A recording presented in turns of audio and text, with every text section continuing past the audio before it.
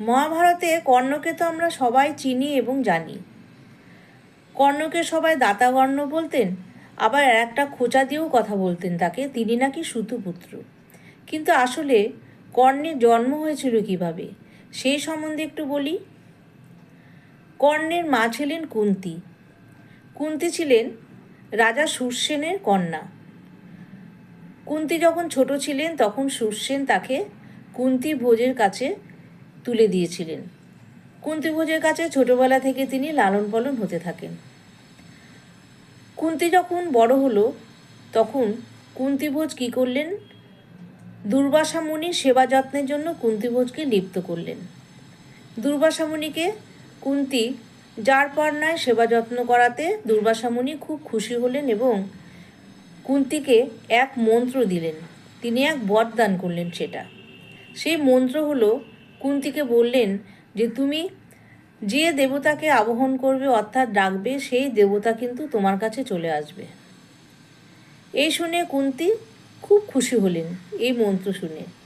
তো একদিন কুন্তী তো আস্তে আস্তে বড় হলো, তার যৌবন এলো। কুন্তী একদিন খেলার ছলে সূর্য দেবতাকে আবাহন করলেন। সূর্য দেবতা তার আবাহন শুনে তার কাছে এসে হাজির। কুন্তী তখন সূর্য দেবতাকে ফিরে যাওয়ার জন্য বললেন, তিনি খুব ভয় পেয়ে গেলেন।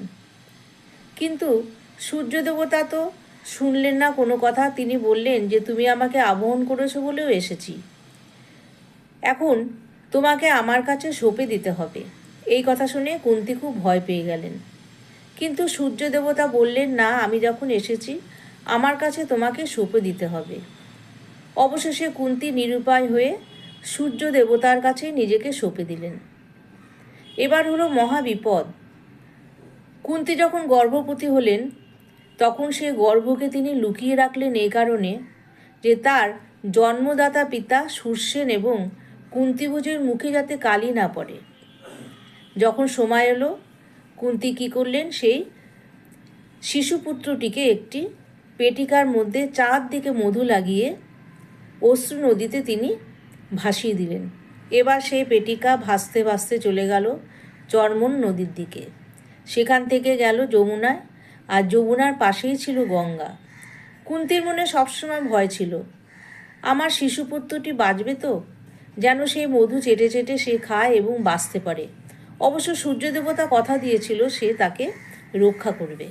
যাই হোক, এবার সেখানে সেই নদীতে স্নান করতে এলো অধিরথ এবং তার স্ত্রী। অধিরথ এবং তার স্ত্রী সেই পেটিকাটাকে দেখে পেটিকাটি খুলে তার মধ্যে একটি অপরূপ সুন্দর পুত্রকে দেখতে পেলেন, যার গায়ে সোনার বর্ম পরা এবং সোনার গয়না পরা। এই দেখে তারা খুব খুশি হলেন এবং বললেন যে ঠাকুর, আমরা একটি সন্তানের জন্য মাথা কুটছি, কত জায়গায় গিয়েছি আমরা, কিন্তু এইভাবে যে আমাদের সন্তান লাভ হবে আমরা ভাবতেও পারিনি।